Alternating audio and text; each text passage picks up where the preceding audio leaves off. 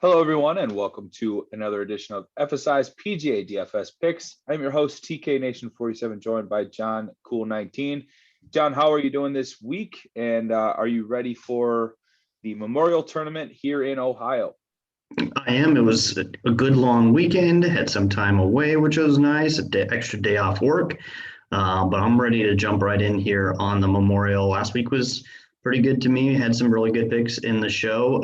Did decent on Draftkings. So ready for another week. How about you? Yeah, it was a good birthday weekend.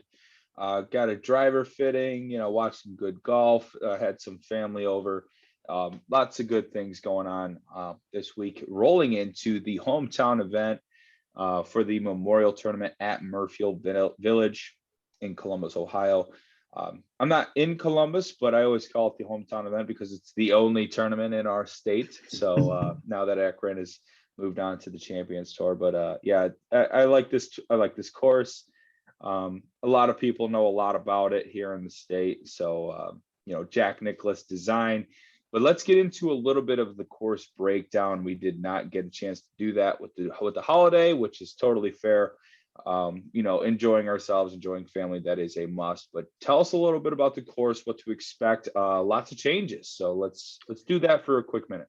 Yeah, so you mentioned it's a Jack Nicklaus design. It's about 7,400 yards, par 72. Really, the yardage, though, is somewhat in question. They had the big renovations since last year. If you watched the Memorial last year, as the winners were going on to the back nine, they were already tearing up the front nine. They didn't even wait for the event to finish before tearing this thing apart.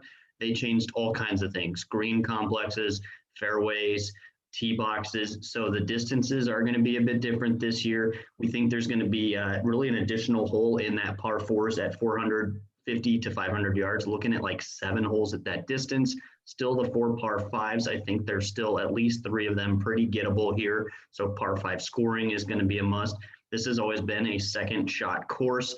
The difficulty is not finding the fairway here because the fairways it's fairly common to hit a lot of fairways on this course versus the average course on tour, but the rough here, they tend to let it get a bit thicker, a bit longer, very, very penal. So lots of missed greens for guys just barely off the fairway. So we're looking at around the greens this week, as well as some scrambling, but certainly more focus on approach versus off the tee. Distance can be helpful here, although driving accuracy really is going to be much more important in my modeling. So those are some of the keys as well. Par 5 scoring, I mentioned also just needing to be able to get those. And we're probably looking at a cut something like +1, +2, maybe a little higher than that. But this is a difficult course, but there is only 120 some golfers playing this week. So a smaller field, lots of stars. So I really do like how the event is setting up right now and just the mystery surrounding the course. Yes, this course has been played many, many times, but this will be the first event since major renovations. So we'll just kind of have to feel it out and see how it goes this week and make adjustments going forward. I have to absolutely agree. Pretty spot on from everything that I have heard. A lot of the green complexes have been the majority of the changes. So that second shot, definitely going to be very pivotal this week. And I think that's what I've leaned to in my analysis here for the next couple of picks is guys that have been striking the ball really well, have been playing consistent, and if they struggle with the putter, hopefully we can just find a good putting week. But, with some of the smaller greens, guys that hit the greens are going to be putting, have an opportunity to make a birdie. And that's what we're looking forward to. So big on par 5 scoring and approach. I have to agree with your analysis. Yeah. So let's get into some picks. My favorite this week is going to be Corey Connors at 9,300, a 26 to 1 golfer this week. I kind of don't like those odds, seeing how Corey Connors does struggle to win.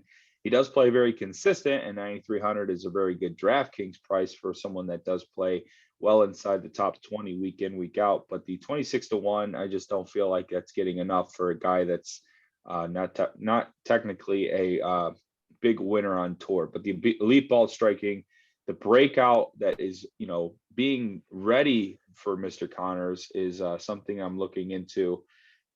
So I might take a shot at him, and also wanted to make a quick shout out to Hideki Matsuyama. Been playing really well, and he's got a couple rounds since the Masters. This is, of course, he's won at before. So those are two golfers I really like. Corey Connors, second in approach, second tee to green, second ball striking, first in fairways gained. And he ranks out first in my model. So that's kind of where I've leaned as to why he's my favorite. What are your thoughts on Mr. Connors, and who do you have as your favorite heading into the week? Sure. So I'm a Corey Connors guy. I've probably played him in my cash lineup just about every single week for the past couple months. Pretty much as I'm constructing each and every week, he seems to fit is either the first or second guy in, or a first or second highest priced golfer. The 9,300 is a fantastic price here for a guy that really you can almost bank on him to make the cut and get you good value for the price still. So 9,300, I like that on Corey Connors. I'm going to go Vic Hovland here as my favorite. 9,900 on DraftKings and a 15-1 bet. I do like that quite a bit here. The 9,900 really sticks out to me. I think he should be priced over 10K this week.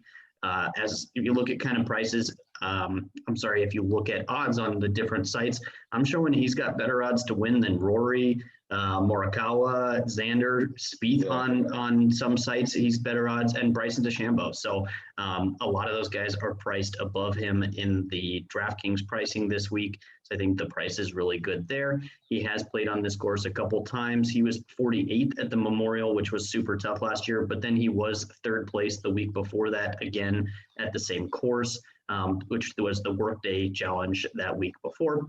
So I do like that quite a bit here. And then the stats are really back in Victor Hovland a whole bunch here. Last 36 rounds, he's 9th tee to green, 5th in ball striking, 4th in opportunities gained. He's number 2 in par 5 scoring, and he is 6th in avoiding bogeys. So I think he has a great chance to win here, and I also think he pays off this price tag more often than not. There's a lot of other guys up here, though. I mean, Justin Thomas is going to be a good pick, and Jordan Spieth as well. I think just for both of us, probably the high price on Spieth is kind of scaring us away a little bit, although last week it worked out just fine as the high price. Right. But I don't know that I can count on that every single week. And I think this field is that much tougher than last week. The course is that much tougher. So I'm going to give the nod here to Vic Hovland over some of those higher priced guys.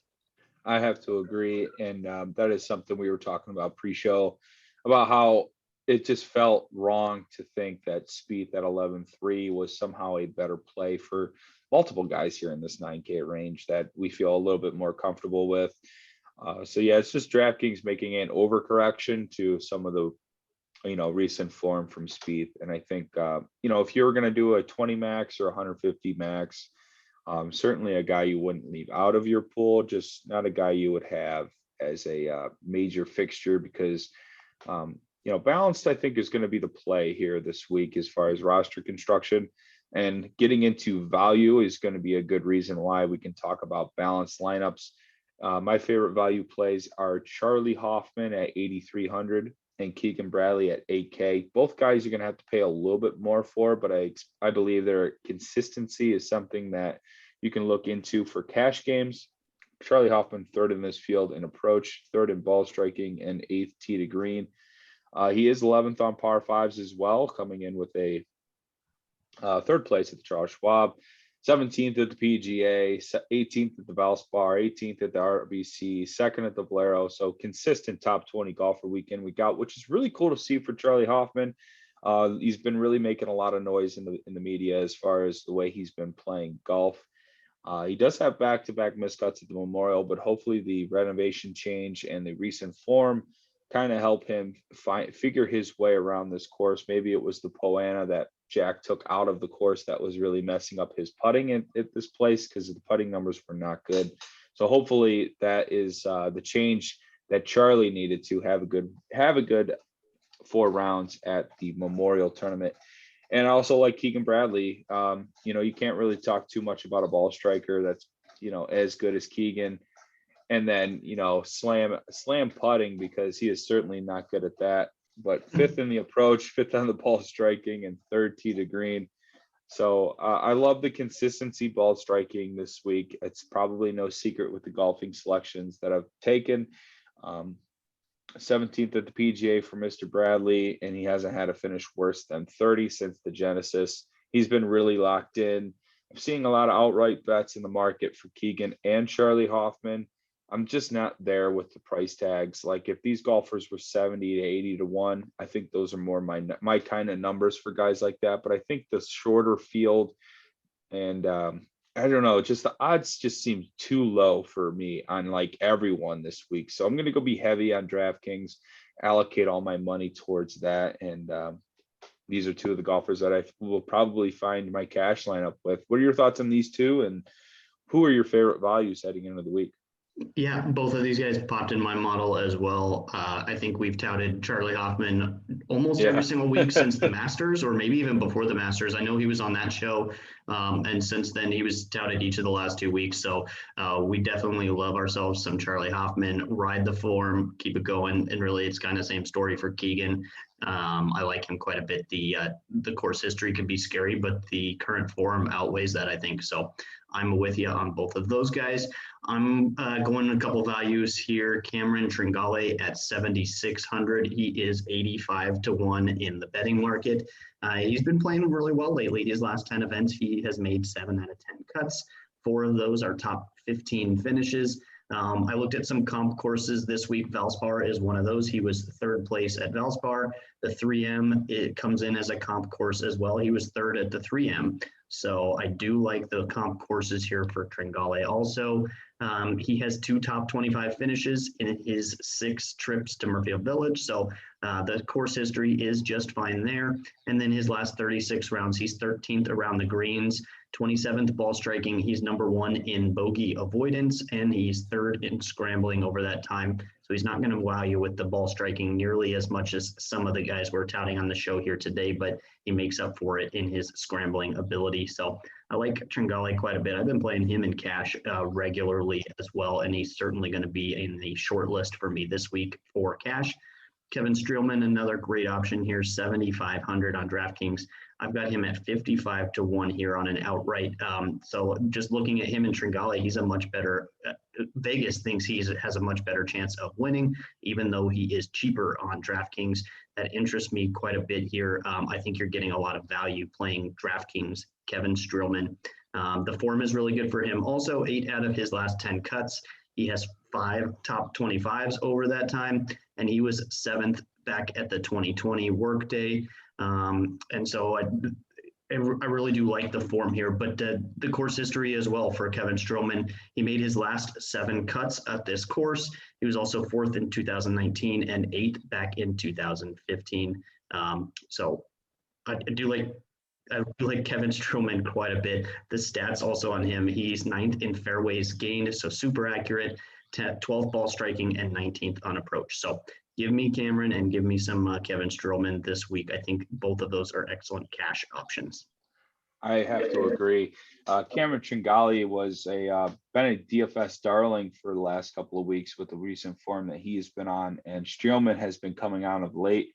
I definitely think both plays are viable in GPPs, and certainly a cash option or two here. I only had to add one more guy just off the top of my head, and that's Emiliano Grillo, a guy that's been gaining on approach and surprisingly gained with the putter in the last couple of rounds. He was 8th last week, and he has a 9th place in 2015 at the Memorial Tournament. So I thought that was something we can look into as well.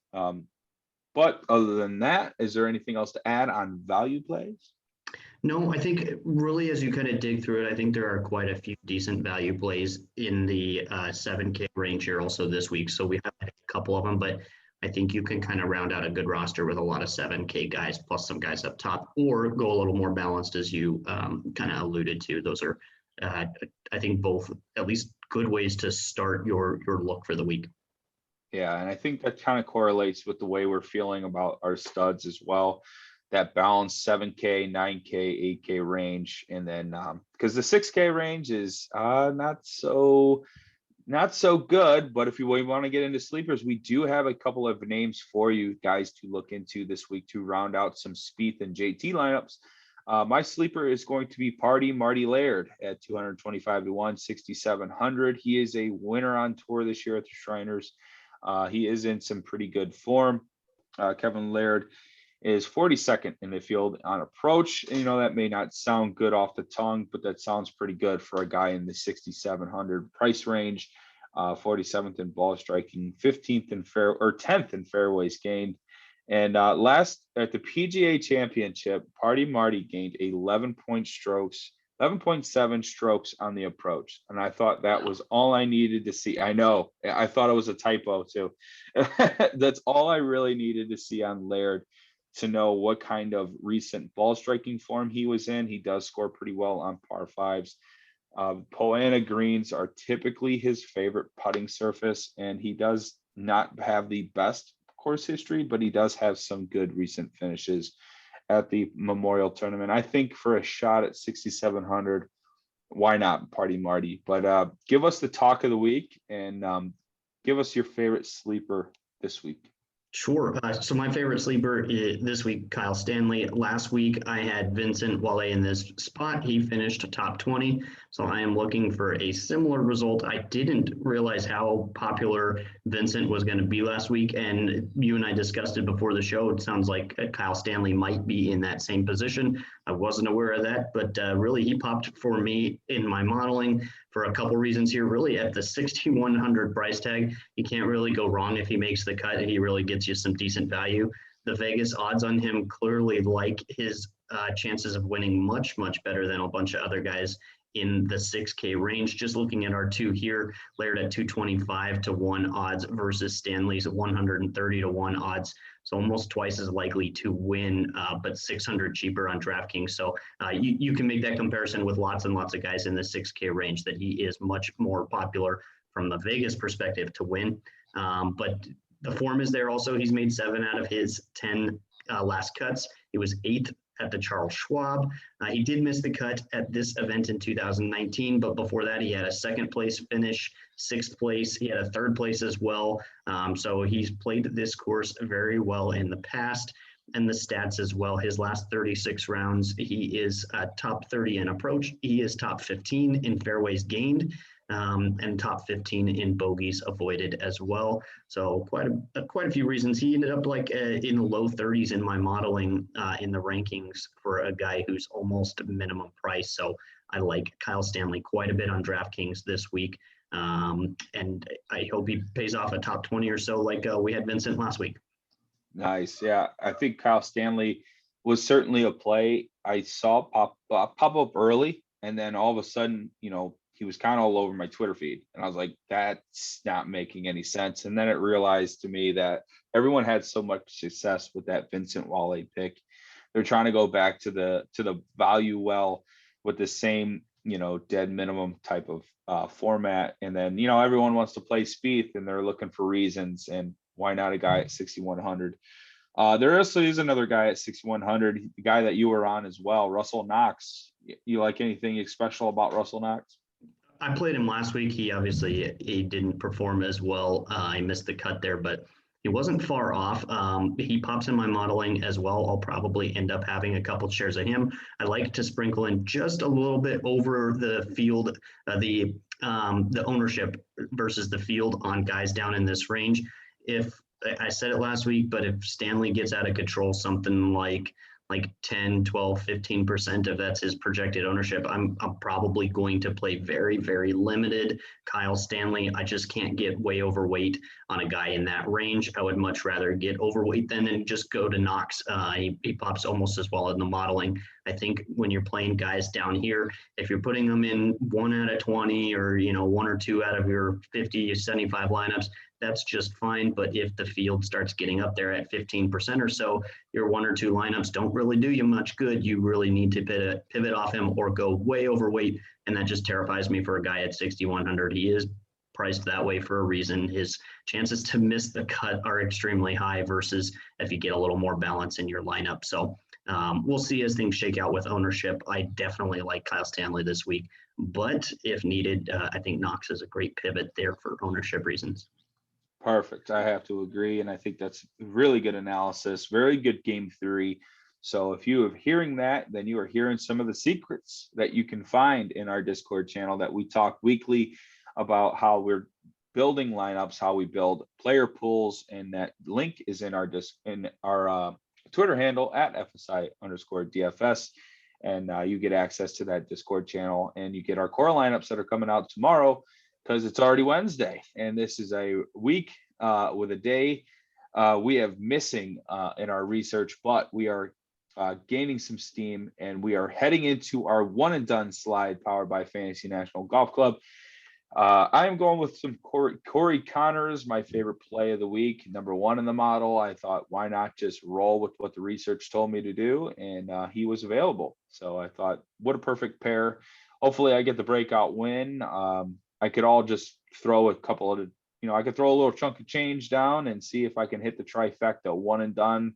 Most played on DraftKings and the outright, but typically that never happens. You never get that. You never get that dead on. So, but not often do you get a chance to get all 3 in one. But maybe it's worth it. But go ahead and tell me a little bit about your one and done and how you've been playing. Yeah, I had speed last week, so I made a big jump. I jumped about 500 lineups in this contest. So I looked at the dollars. It goes by dollars from winnings. I am like a cool 1 million flat behind the money. So I could see myself with one win being just barely outside that money line. So I'm going Colin Morikawa. He did win that workday event on this course. He finished okay at the Memorial the following week, but I'm going to kind of I'm going to lean on that approach game that obviously we know Colin Morikawa can bring. I believe he is this season #1 on tour in shots gained approach, as well as tee to green. This is a course that suits him well, although many courses do. Colin Morikawa, I am surprised I haven't used him yet this year. So give me Colin. He's probably my favorite golfer on tour right now. I love the kid, so I hope he goes out and wins. Yeah, I was stunned to see him on this slide. I'm like, really? He hasn't used Morikawa? But I'm saving him for this, I guess. Yeah. He's also first in par fours from 450 to 500. I thought that was another really good correlation to this course as well. I think I'm going to be leaning more on the Morikawa, Corey Connors than JT and Speed. That's just how it's sort of shaking up. But that'll do it for our weekly DFS pick show. Again, I am your host, TK Nation 47, and that is John Cool 19. John, anything else to add before we get out of here? Nope. You and I kind of cruised through things beforehand. I personally feel like this is more of a cash week for me. It was last week. I crushed it on cash again. My GPP was just okay. Lost a little bit, but gained it back there on the cash. So I'm going to kind of lean on that again. That's been my bread and butter this season. I will continue on that path. Maybe pop a little GPP here or there, but give me as many cash events as you can. That is his way of doing it, and he has been doing it well. So, all right, John, thank you for joining me this evening. As always, guys, like and comment below. Follow us, Fantasy Sports Insight, on the YouTube channel and on our Twitter handle at FSI_DFS. Okay, guys, good luck this week, and catch you for some showdown. Sweet. Good luck.